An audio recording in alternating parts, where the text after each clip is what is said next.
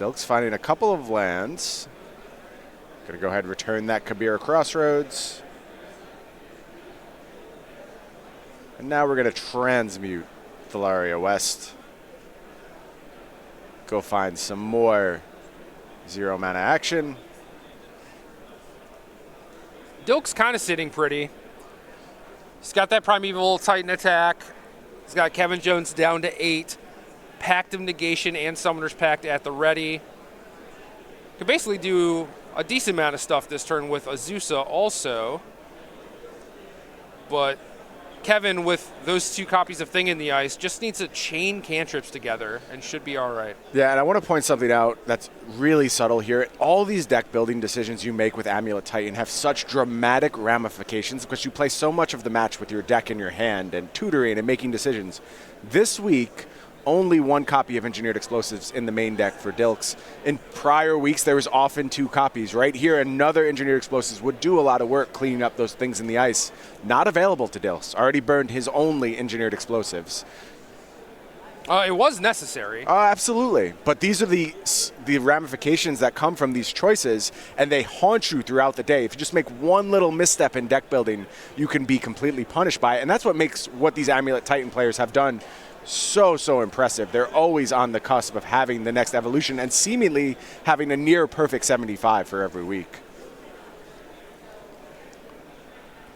Well, given that Kevin started his hand with a Lightning Bolt and an Island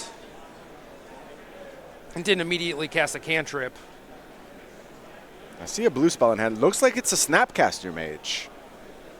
Yeah, I think if he had drawn a cantrip, he would have just immediately fired it off. I think you're right. So here comes Snapcaster Mage.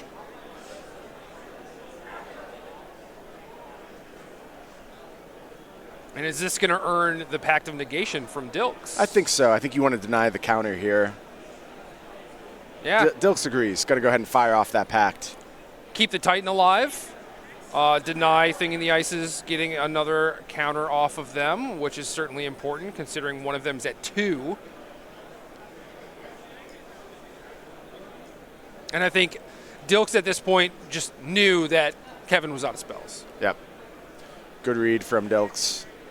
Perfect time for that Pact of Negation to get deployed. Got to pay for a bunch of packs. Plenty of mana available to do that thanks to the Titan. And Azusa. Azusa helped. They play nice together. Also, access to quite a bit of life gain this turn. Can play Kabira Crossroads, bounce it with a bounce land. Dilk's going to go ahead and rise up to 14. You're seeing a slower game from Amulet Titan right now. They're capable of doing this. There's some more life gain from that Kabira Crossroads. Another Primeval Titan in hand. Can't deploy that quite yet. But here come Titan and Azusa rumbling into the red zone. Titan going to go ahead and search up 2 more lands. See what Jones likes here.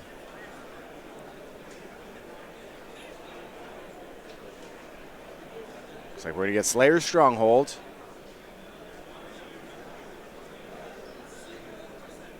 And Vesuva. Copying Kabira Crossroads. Going to gain more life, and Dilks just slowly creeping out of range of a lethal attack. Yeah, now at 18, I believe. So double Thing in the Ice won't even do it Nope. Nope. Perfect life total to survive at 1 life, even if all 3 of those creatures get to come in next turn.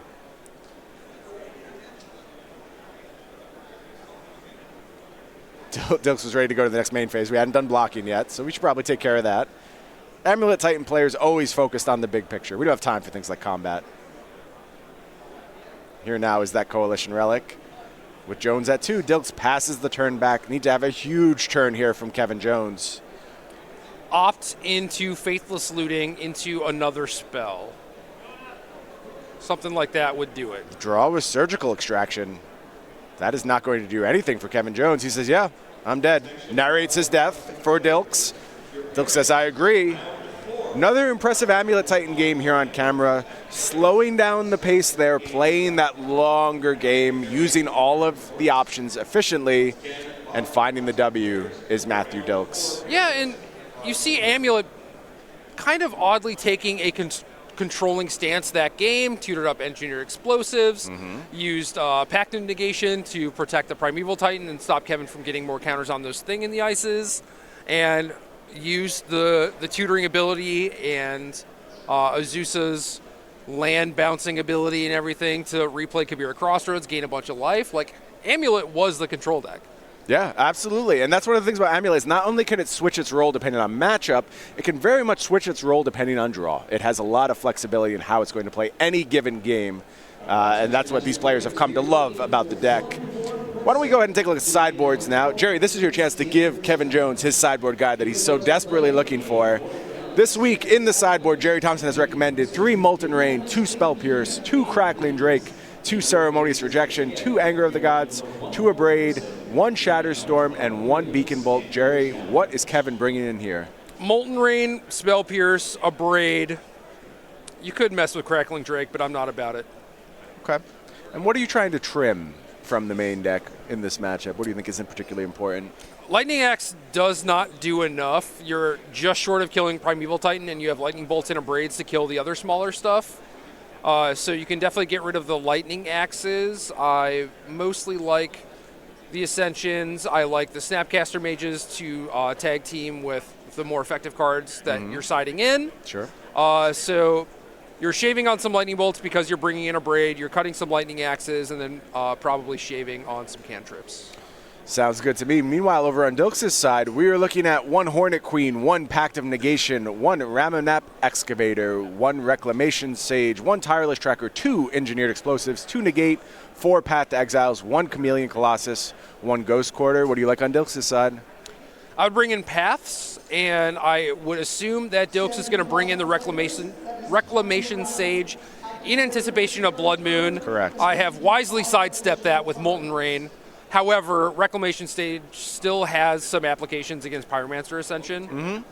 And what else are you doing? I mean, you talked about how the second copy of Engineered Explosives would have been good, but how many copies do you actually want? I think you can bring in another copy here. I don't think you want to go as far as 3. You only really want 3 copies against decks that are trying to go super wide.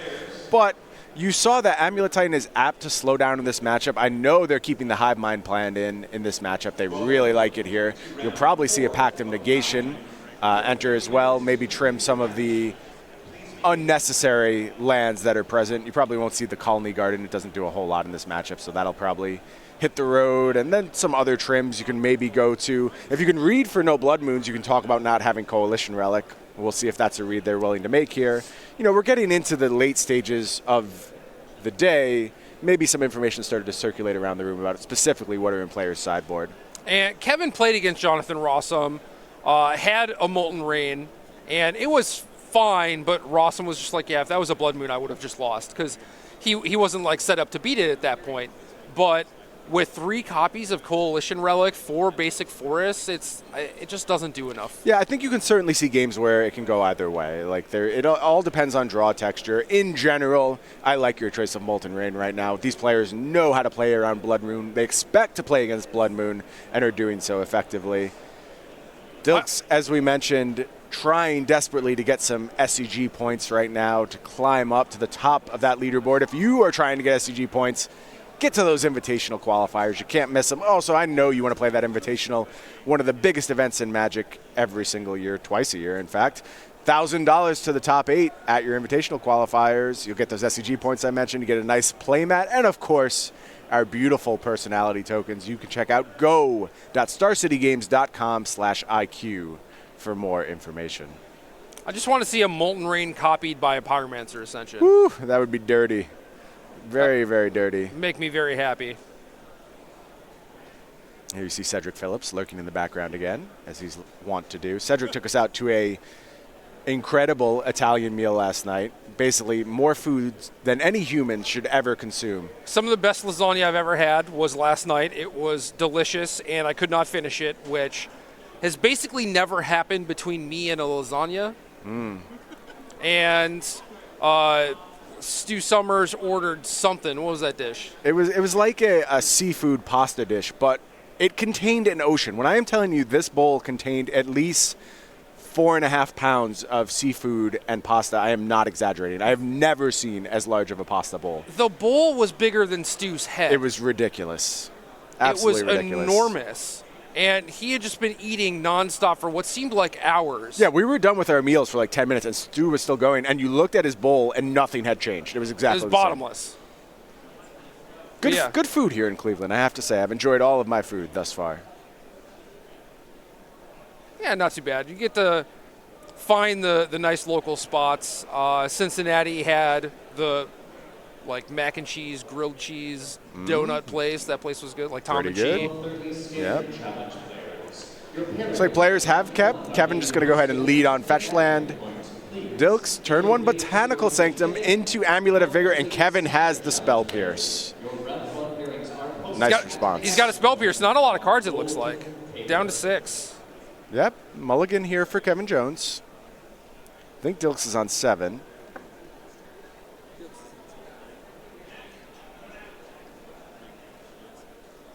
But this is ideal. I mean, Spell Pierce has some good targets, but it also goes dead very quickly. So if you can snap this off on any way to disrupt Amulet, either countering an actual Amulet or even in Ancient Stirrings or whatever, you're going to take it. I think that's true. Also in the late game, occasionally you can mess up their mana after they've cast a pact. Even if they're going to pay for the pact, it can buy you another turn in a lot of situations, and that's important as well.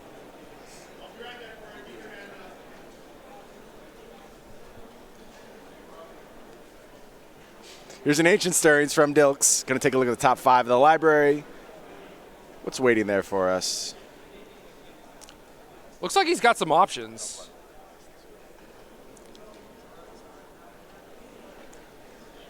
Always good when you have multiple cards from your Ancient Stirrings to choose from. That's what makes this card so powerful. It does have a restriction, but if you build your decks correctly, it's not really a restriction. You're just getting the cards you want. That's a real interesting grab. So Dilks took Slayer's Stronghold, and certainly a key card in Amulet, but one of the things about Slayer's Stronghold is you often prefer it to be in your library rather than your hand because of the way it enables your Primeval Titans. Yeah, that makes me think that Dilks needs to get to 3 mana for an Azusa or a Coalition. That is my guess as well. Not wanting to take the risk with this second Ancient Stirrings. Not sure he's going to be able to find an untapped source there. So, able to find Engineered Explosives with the second copy. Kevin Jones with the follow-up, going to cast Metamorphose. It begins. 2 mana floating, going to take a draw here from Jones. This the best Metamorphose deck in modern? Storm is probably the best Metamorphose deck, right? Maybe. Metamorphose and a pass from Kevin Jones. That is not what you want to see. No, not ideal whatsoever. Dilks going to go ahead and tap that 3 mana as we suspected. It's for Coalition Relic, though, not Azusa. One of the new super important adds this Amulet Titan deck has picked up. Dominic Harvey, the originator of the Coalition Relic love, at least not here on the SCG Tour. When Edgar and I did our podcast about Amulet Titan just a couple weeks ago, he was willing to assign credit directly to Dom, and he said that's where the rest of the Cabal kind of found inspiration to include the card in lists. Kevin again just passes the turn, thinking the ice on 3 counters. I think Kevin is Phoenix flooded right now, which is a very, very strange place to be in. Yeah, he's got some Phoenixes, or a Phoenix at least, and a Crackling Drake. Bird flooded. Here's Engineered Explosives on 2, at the ready to deal with that thing on the ice, and you see again from Dilks a slower paced game. Very comfortable in this role. He's in no rush, especially with Engineered Explosives to slow things down. Kevin not really doing a whole lot of much. Dilks has plenty of time. Another Metamorphose here. That's going to go ahead, generate a couple mana, draw a card. Always just one spell away from completely going off here in this Is It Phoenix deck. Usually it's Faithless Looting. Let's see if Jones can find a copy here.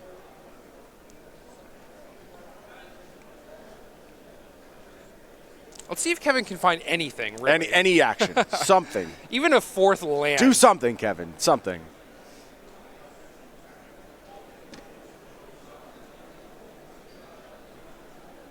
Gonna play a land, a tapped 4th land, remove those counters, again doing nothing.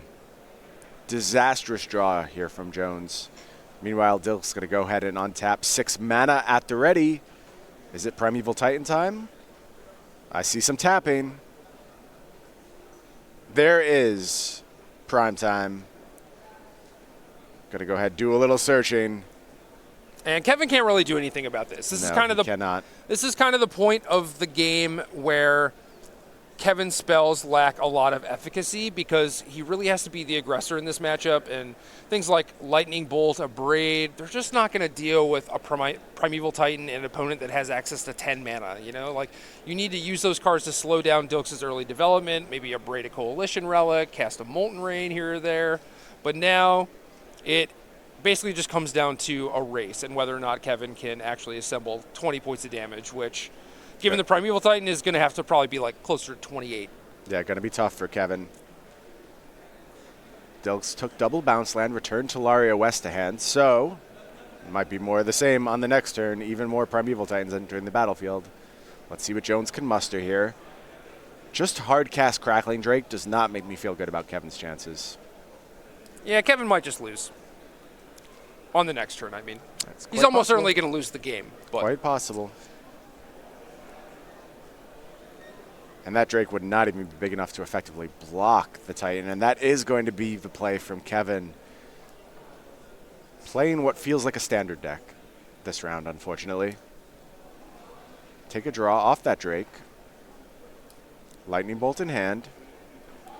Think 2 Phoenixes.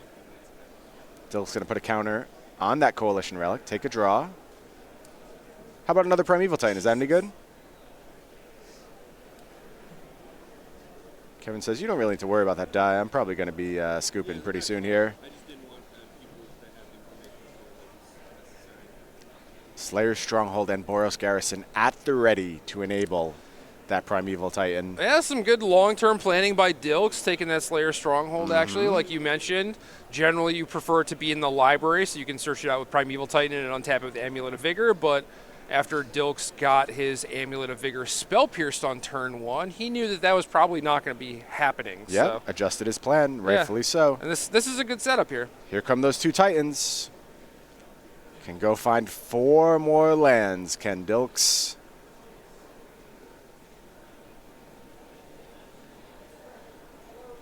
Doing a little counting here, seeing what we're capable of.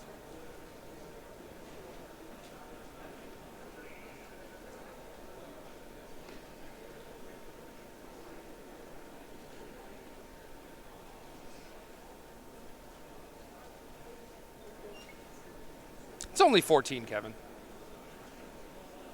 Sounds like there's a judge call right now. That's slowing the pace a little bit.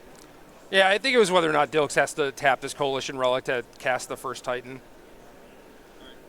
So you had the counter from the Relic and some mana, but then like some lands got picked up, land got played, whatever. And Kevin Jones says that's enough. Doesn't matter what the result of this is. I can't pull this game out, and I think correctly so. Extends the hand, and we see Matthew Dilks improve his record to 11-1. And a smile. A rare smile from Matthew Dilks, just cruising along with Amulet Titan today. And I have to say, when I talked with Edgar on the podcast, we went